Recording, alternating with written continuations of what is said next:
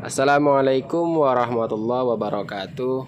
Perkenalkan, nama saya Jody Wiranto dan rekan saya Amal. Untuk ini kami akan menjelaskan apa itu kaidah ad-dararu yuzalu. Kami dari kelompok 4. Simak penjelasannya.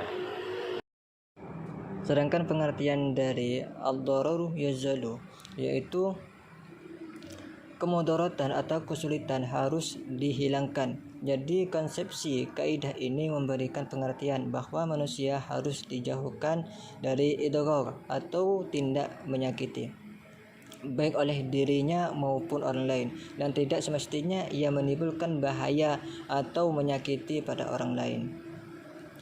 Sedangkan sumber dari Al-Quran dari lafaz ad-dararu yuzalu ini dalam surah Al-A'raf ayat 56 yang berbunyi, Bismillahirrahmanirrahim, wala tufsidu fil ardi ba'da islahiha wad'uhu khawfan wa tama'a innallaha rahmatullahi qaribum minal muhsinin, yang artinya, dan janganlah kamu berbuat kerusakan di bumi setelah diciptakan dengan baik, berdoalah kepadanya dengan rasa takut dan penuh harap, sesungguhnya rahmat Allah sangat dekat kepada orang yang berbuat kebaikan. Sedangkan cabang dari kaidah ad-dararu yuzalu yang pertama yaitu ad-daruratu tubihul mahdurat, yang artinya kondisi darurat memperbolehkan sesuatu yang semula dilarang. Sedangkan contoh dari kaidah pertama ini adalah seseorang di hutan.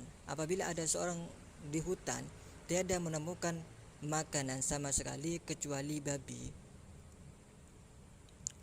dan bila dia tidak memakannya maka ia akan mati, maka babi hutan itu dapat dimakan sebatas keperluannya saja. Sedangkan contoh dari kaidah pertama tersebut, apabila ada seorang di hutan terus ia kelaparan, ternyata di hutan tersebut tidak ada makanan selain makanan yang haram seperti babi, maka babi tersebut boleh dimakan.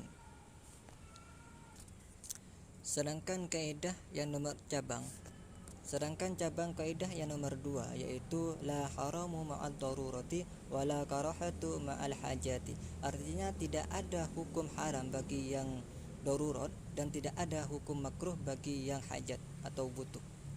Contohnya sama seperti kaidah yang pertama, yaitu tidak ada kata haram apabila ada kemudaratan.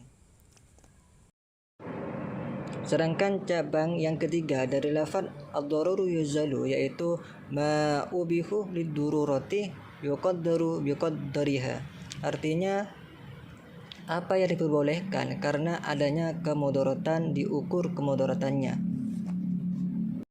Contohnya, sulitnya solat Jumat untuk dilakukan pada satu tempat, maka solat Jumat boleh dilaksanakan pada dua tempat. Ketika dua tempat sudah dianggap cukup, maka tidak diperbolehkan dilakukan pada tiga tempat. Dasarnya dalam satu kampung itu tidak boleh membuat dua masjid kecuali ia tidak muat. Sedangkan cabang yang nomor 4 dari lafaz ad-dararu yuzalu yaitu ma jaza li qadari batalah bizawalihi, yang artinya segala sesuatu yang kebolehannya karena adanya alasan yang kuat atau uzur, maka hilangnya kebolehan itu disebabkan oleh hilangnya alasan. Contohnya, seorang laki-laki yang menderita alergi kulit sehingga boleh memakai sutra, namun begitu alerginya sembuh maka ia wajib melepaskannya dan menggantinya, karena pada dasarnya seorang laki-laki itu tidak boleh memakai kain sutra. Sedangkan cabang kaidah yang nomor 5 dari lafaz ad-dararu yuzalu yaitu ad-dararu la yazulu bid-darari, artinya kemudaratan itu tidak bisa dihilangkan dengan kemudaratan yang lain. Contohnya seperti seorang dokter tidak boleh melakukan donor darah dari suatu orang ke orang lain jika hal itu menyebabkan si pendonor menderita sakit lebih parah dari yang menerima donor itu. Untuk penjelasan selanjutnya akan dijelaskan oleh saudara Jody Wiranto. Kepada Jody Wiranto, persilahkan. Baiklah, saya akan menjelaskan kaidah yang selanjutnya, yaitu kaidah darul mufasidil aula min jalbil mufsalihi, yang artinya mencegah bahaya itu lebih utama daripada menarik datangnya kebaikan. Di sini saya ambil contoh dalam sholat Jumat berjamaah dalam keadaan sakit. Lebih baik kita meninggalkan sholat jamaah ke masjid daripada kita sholat jamaah ke masjid.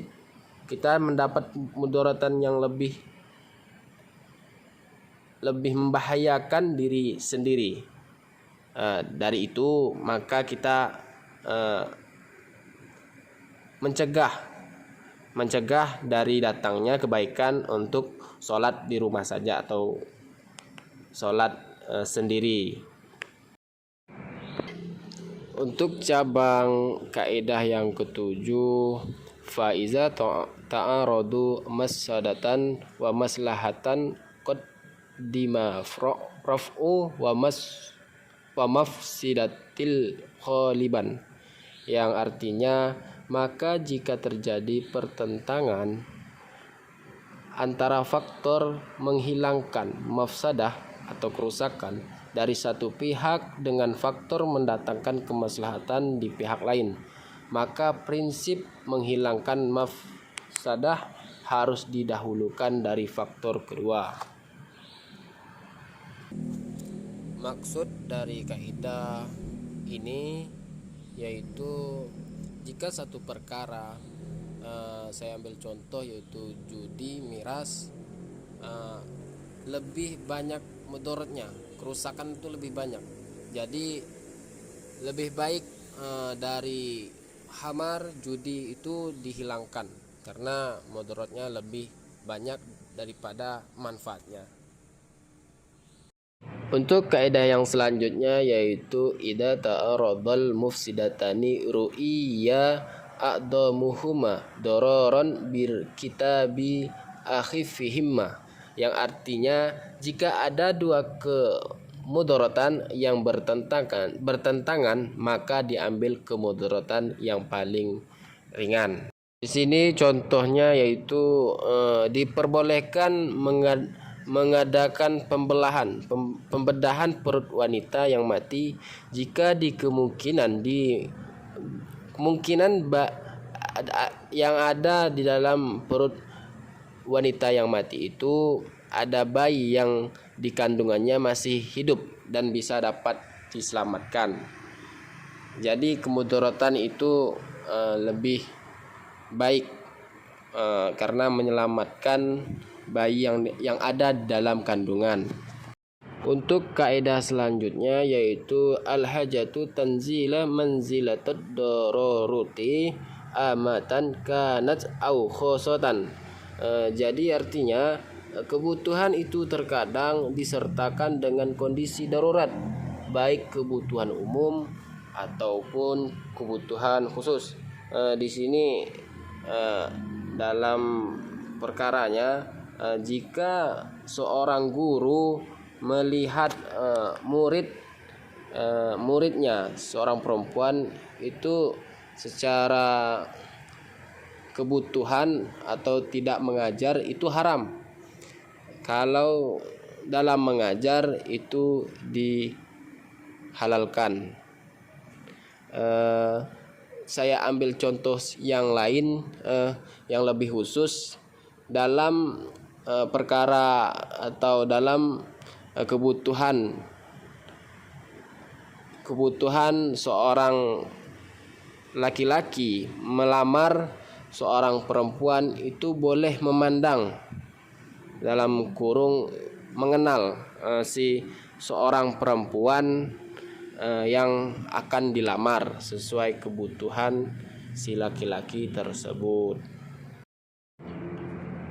Untuk kaidah yang selanjutnya yaitu kullu tasyrifin jarra fasadan au daf'a salahan manhi anhun, yang artinya setiap tindakan hukum yang membawa kemaslahatan atau menolak kemaslahatan adalah dilarang.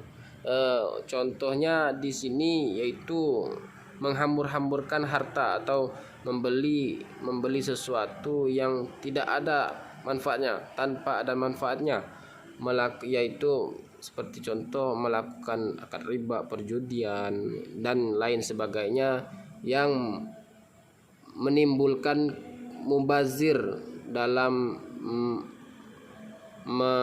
mengeluarkan harta yang tanpa ada manfaatnya.